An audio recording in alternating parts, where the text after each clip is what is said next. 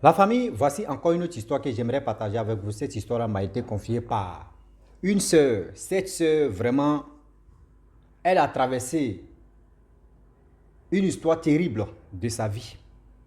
Où une mère, une grand-mère qui était à côté, qui était une sorcière, parce que sa fille a accouché par césarienne, elle aussi, elle veut que oui, l'enfant de la voisine aussi accouche pareil, ou soit elle reste à elle l'enfant, si lui d'accouchement. On dit dans la vie là, quand vos parents vous parlent, quand nos parents nous parlent là, écoutons bien ce que nos parents veulent nous dire. Vous qui êtes enceinte, je vous donne les principes, je vous donne des codes. Quand tu es enceinte là, évite même de franchir la porte de tes trucs, évite même de sortir, d'aller uriner, d'aller faire ceci. Vous pensez que nous sommes les hommes, surtout je suis un homme, je parle des trucs de la femme. Vous pensez que ce que je suis là dit là, oh, tu es un homme, tu connais quoi dedans? Tu es un homme, tu connais quoi dedans? Non, ce que nous on connaît là, il y a des femmes qui sont femmes qui ne connaissent pas ça. Ah oui, il y a des femmes qui ont dit qu'elles sont femmes là, elles ne connaissent pas. C'est-à-dire l'étape de la vie même là, d'autres femmes ne connaissent pas ça. C'est dans la bouche des hommes qu'elles apprennent comment faire. Voilà une jeune fille qui était enceinte. Sa mère lui a dit non que la nuit là, avant tu aimes uriner là, la nuit là, prends petit vase, tu déposes vase là, et tu pisses dedans, tu urines dedans, matin tu t'en verses. Elle dit maman, j'ai compris, mais c'était pas elle son cas. C'était pas elle son cas. Oui, pour aller dehors la nuit, vers les 3h, 4h, grossesse là, elle n'a pas peur pour aller uriner. Voilà comment Hibou vient lui arracher pagne qu'elle avait mis si elle. Et torse nu. Et voilà comme cri qu'elle fait. On n'attendait pas. On va quand même écouter le pour et le quoi. Dans la vie là, quand Dieu est avec toi là, il y a des gens même qui viennent t'aider. On va quand même écouter l'histoire en question. Vous allez mieux comprendre. La jeune fille, elle était enceinte de son copain. Elle vivait avec son copain. Le père de son enfant plutôt. Avec ça, avec le temps qui passe, la mère de la petite a dit non que toi tu aimes sortir la nuit vers les 3h, 2h pour aller uriner, pour aller faire ceci, pour aller faire cela. S'il te plaît, achète vase que nous on appelle koulaba. Faut prendre ça, tu pisses dedans, matin tu te lèves, tu t'en vas verser. Elle dit elle a compris. Au début d'abord elle a dit non maman, moi j'aime pas pisser dans dans vase là, et puis matin il va aller verser l'odeur de pipi là, ça va me gêner, ça a gêné mon copain ou ça a gêné le père de mon enfant, tout ça là. La mère dit fais-le ma fille. Elle dit elle a compris. Là où elle a dit elle a compris là, elle dans sa tête, c'est dit ce que sa mère lui a dit là, ça est rentré ici et puis c'est sorti de l'autre côté. Voilà comment la fille en question, la nuit vers les 2h, 3h, quand pipi commence, elle se lève, elle s'en va uriner. Elle ne réveille même pas son copain ou son chéri, elle s'en va uriner. Tout le temps, c'était comme ça. Toujours pour le voleur, un jour pour le propriétaire. Souvent, quand nos parents nous parlent, nous on pense qu'ils sont là à s'amuser. Oh, c'est rien, ça là, c'était ancien temps.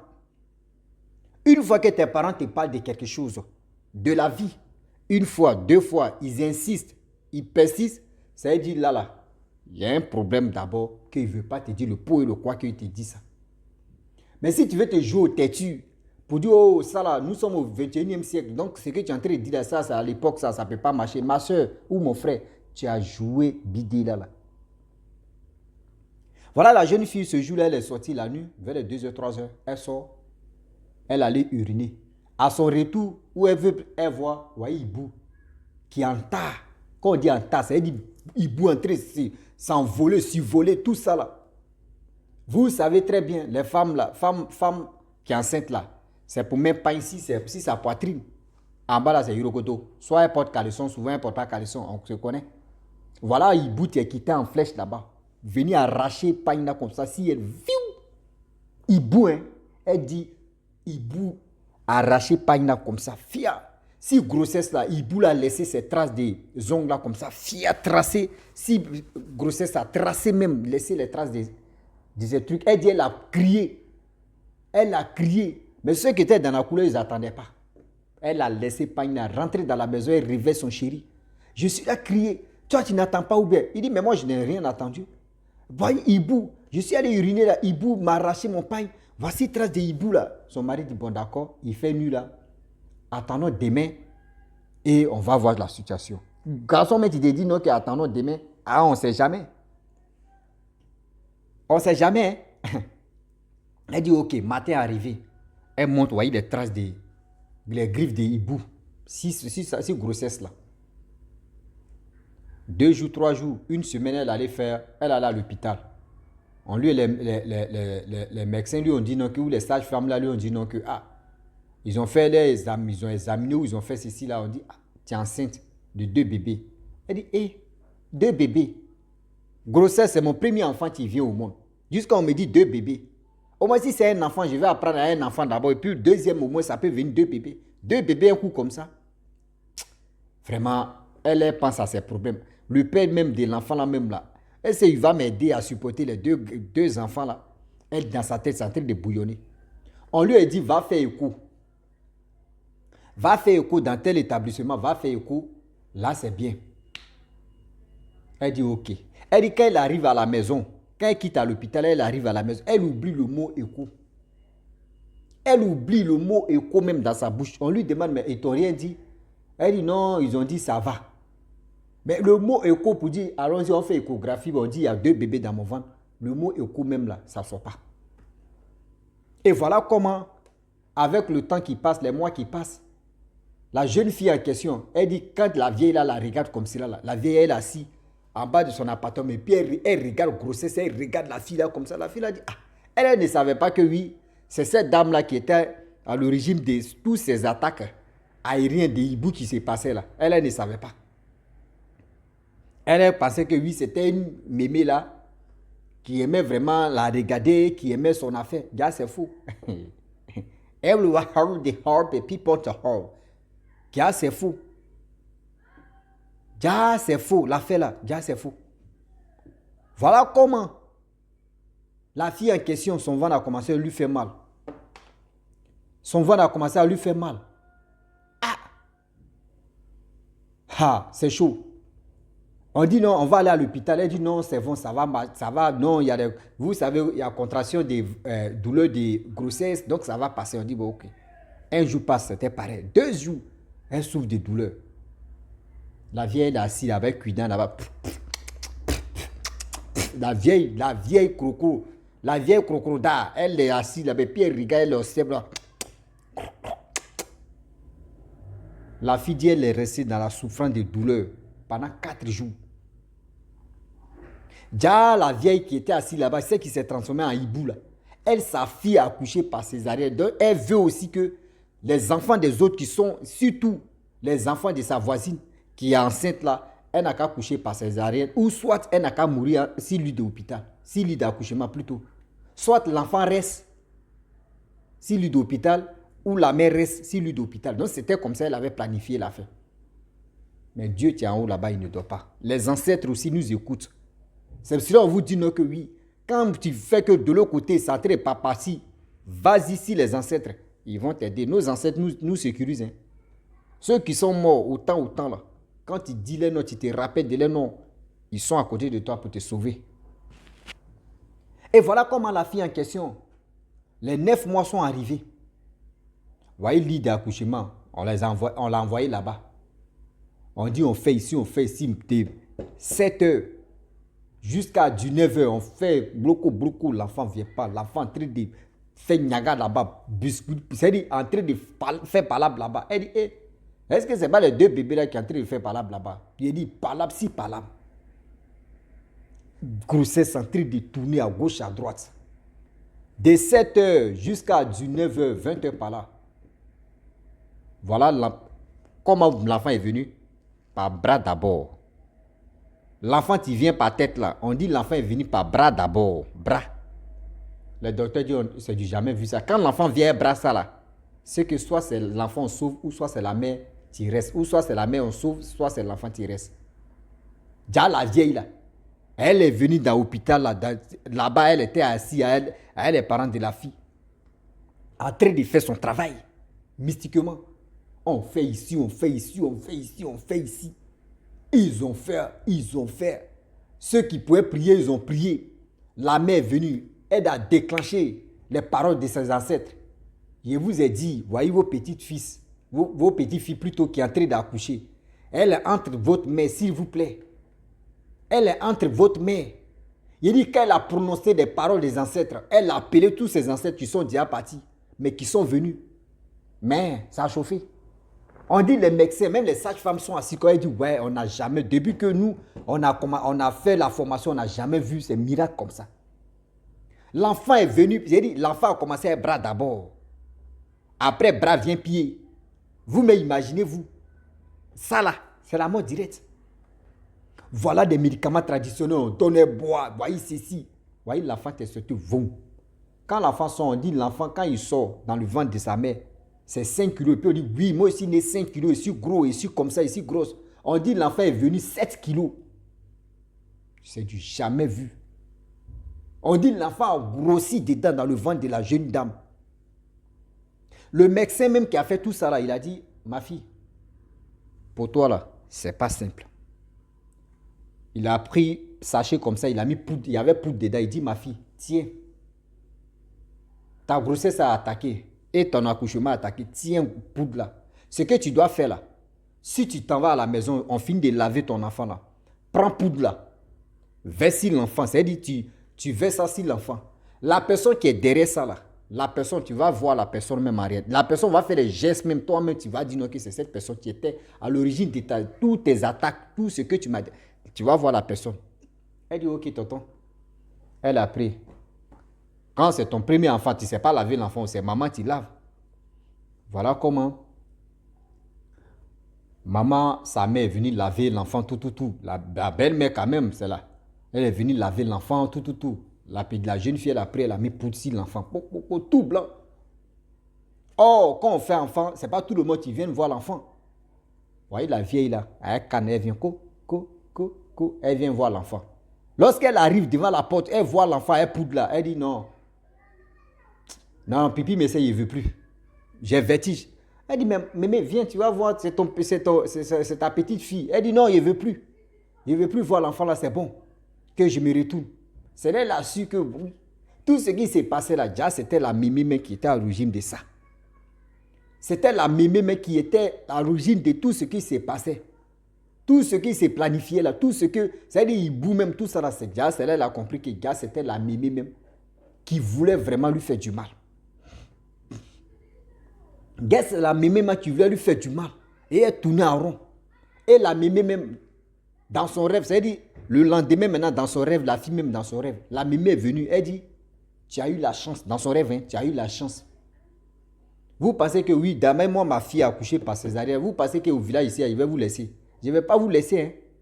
Toutes les filles qui vont faire ça, qui ont même, c'est-à-dire même génération, hein, ma fille là, soit tu meurs sur lui d'accouchement, ou soit tu vas aussi accoucher par césarienne. Mais Dieu merci, elle n'a pas accouché ça par, elle aussi, elle n'a pas accouché ça par césarienne.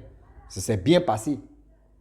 Souvent, là, quand vous partez, vos enfants ou vos parents sont accouchés, là, quand vous voyez que oui, les églises, eux sont les hommes de Dieu, ils ont fini de faire pour eux, là, appelez-vous les ancêtres. Mélangez, c'est-à-dire mélangez. Mélangez-les. Laissez. Dieu est là, oui, mais les ancêtres aussi nous écoutent. Bombardez-les et puis ils n'ont qu'à venir à vos secours. Vous allez voir. Vous allez voir. C'est-à-dire, si l'île d'accouchement, là, c'est entre la vie et la mort. Quand toi-même tu appelles tes ancêtres, voici vos petites filles qui est entre votre main. Ceux qui sont derrière ça là, gâtez ça et puis l'enfant n'a qu'à bien sortir. Il y a des paroles que vous-même vous pouvez prononcer, ce n'est pas moi, je vais vous dire ça à vos places. Arrêtez d'ignorer, de dire que non, quand ils évoquent les ancêtres, ils vont faire ceci. Non, hé mon frère, laisse. Nous qui sommes sur cette terre, nos ancêtres de combien de temps, ils nous écoutent, ils savent. Ils nous écoutent, ils savent. Même le jour où tu n'es plus sur cette terre-là, tu allais les trouver là-bas. C'est pour cela qu'on vous dit non, que ne parlez jamais mal de vos ancêtres. Jamais de la vie. Ne parlez jamais mal de vos ancêtres. Et voilà comment la fille en question, elle a compris que gars, c'était la mémé là qui était à la base de tout ce qui s'est passé. Ah oui. Comment elle, là, tout le monde accouche à 5 kilos, 4 kilos. Elle, c'est 7 kilos. Attends, parce que elle va dire, je suis là, la bombarder encore. Attends. Bien avant, quand tu es rentré dans 8 mois, là, tu mangeais beaucoup bien ou il y a quel problème? Ah, c'est ma copine naturelle là, quand elle a bombardé, quand elle vient aussi, pardon.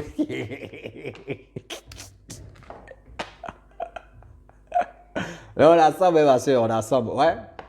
Vraiment, c'était pour dire à nos soeurs que j'aimerais souligner quelque chose que vous allez vraiment retenir pour de bon.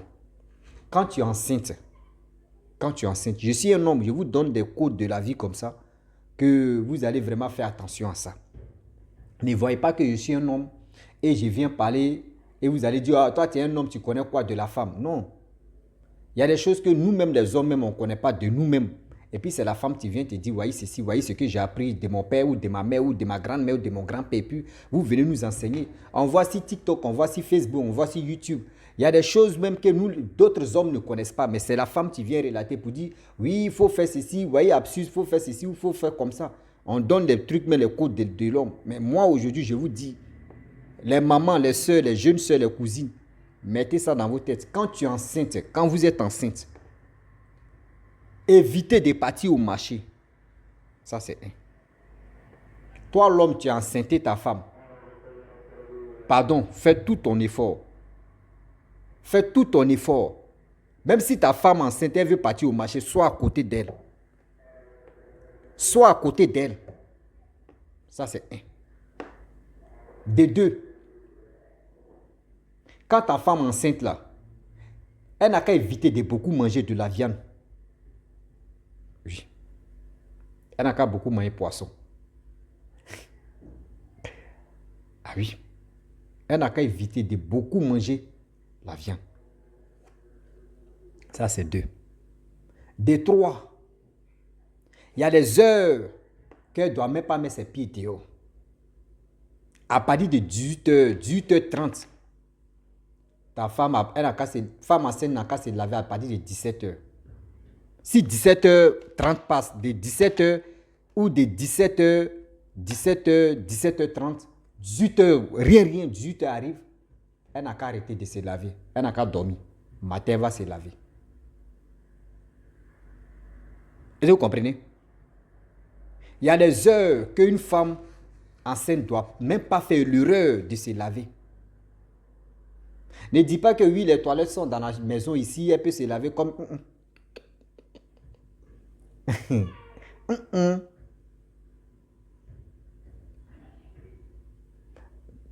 Je ne sais pas si elle peut dire 4 ou 5. Les heures où la femme doit sortir, elle doit sortir à partir de 7 heures. Une femme enceinte ne doit pas sortir à partir de 6 heures, 5 heures par là. Je vous donne les heures. Hein. À partir de 7 heures, une femme peut sortir. 8 heures, elle peut sortir. 7 heures, elle peut sortir. Mais 6 heures, 5 heures, jamais de la vie. À partir de 18 heures, la femme doit rester à la maison. Si elle a les enfants, elle peut envoyer ses enfants. Une femme enceinte qui je parle, elle peut envoyer ses enfants pour aller faire les courses, pour aller payer manger, pour aller faire ceci, pour aller faire cela.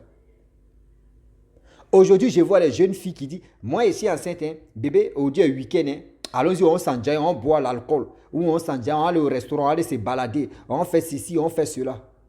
Vous ne savez pas, quand vous partez manger dans des restaurants, vous ne savez pas quand vous partez vous amuser, à l'heure que vous êtes dehors là-bas, là, il y a des attaques spirituelles qui se passent.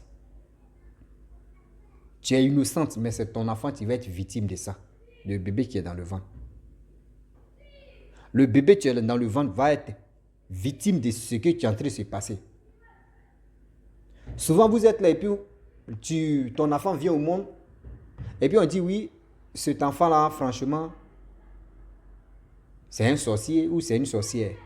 Tu te poses la question qui t'a initié. Puis l'enfant sait. Les enfants qui naissent avec la sorcellerie, ils savent qui les a initiés, étant dans le ventre de leur maman. Ils savent qui les a initiés. Ils savent comment on les a initiés. Il y a des choses Quand on vous dit, c'est-à-dire quand on vous enseigne là, vous allez dire, oh, non mais il dit quoi même?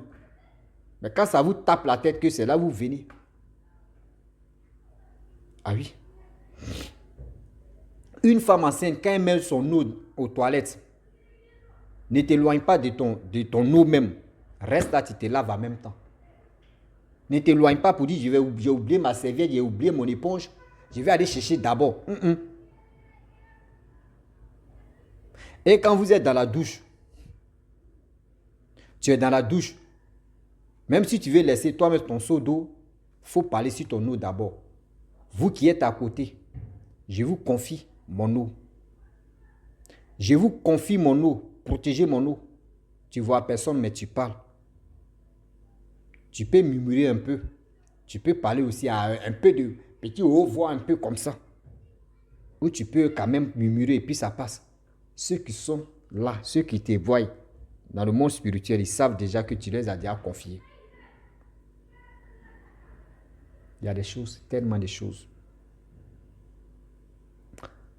Quand on va vous dire, c'est pour dire, oh, aujourd'hui, vous voyez vos enfants viennent au monde, ils ont des choses terribles sur leur corps, ou sur les, etc., etc. Vous ne vous posez pas la question. Hein. Vous dites, oh, l'enfant est mal formé, l'enfant est ceci, l'enfant... Non, ce n'est pas fait dire l'enfant est mal formé. C'est parce que tu as fait l'erreur d'accepter, d'aller contribuer ton ventre partout. Évitez aussi, il y a une chose que j'aimerais vous dire. Vous qui êtes enceinte, vous qui laissez vos camarades, hey, je suis enceinte, hey, hâtez voir ton ventre et puis elle vient toucher là. Évitez même que ta camarade ou c'est-à-dire ta camarade vienne toucher ton ventre. Celui qui peut toucher ton ventre, c'est le protège des ventres, protège des bébés là, tu peux toucher le ventre. Les hommes aussi, quand vos femmes sont enceintes, mettez la main sur le ventre de votre enfant. Vous allez prononcer des paroles. Les paroles là, ne parlez pas ça dans vos bouches. C'est-à-dire, ne parlez pas ça dans vos gorges. Parlez ça, la main va écouter. Oui. Parlez, prononcez des bonnes choses. Si le ventre de votre femme, on dit, âme, tu es là, âme est le plus âgé que le corps humain. C'est-à-dire, l'enfant, mais tu es dans le ventre, on dit 1 mois seulement, l'âme de l'enfant est là. Ah oui. Tout ce que tu vas dire là, l'âme écoute. Hein. L'âme des bébés là écoute ce que tu es en train de dire. C'est pour cela aujourd'hui, il y a des personnes qui disent, oui, grossesse là, c'est pas pour toi, il m'a donné ça à quelqu'un, oui, c'est pour quelqu'un d'autre. Et puis le père même de grossesse, ça sait que c'est pour lui. Mais quand il commence à prononcer des paroles là, l'âme qui est là, lui, il mémorise. Hein. Ah, bon, seulement je vais m'arrêter là, je ne suis pas là pour faire cours d'enseignement de ça. Donc c'était pour vous dire non, que dans la vie, écoutons beaucoup nos parents qui nous donnent quand même privilège d'être vigilants et d'être quand même loyal aussi, de les obéir. Quand tes parents te disent ça, il ne faut pas faire, il faut écouter tes parents. Ne te joue pas au crap. Pas dire te jouent au crap, ils vont te manger. Ah oui. Yeah. Donc la famille, je m'arrête là. Si tu es nouveau, tu es nouvelle sur ma vidéo, il faut t'abonner sur ma chaîne YouTube, ma page Facebook. N'oubliez pas de partager mes vidéos et aussi liker. Je vous dis à très bientôt. Ciao. Bisous. On est ensemble.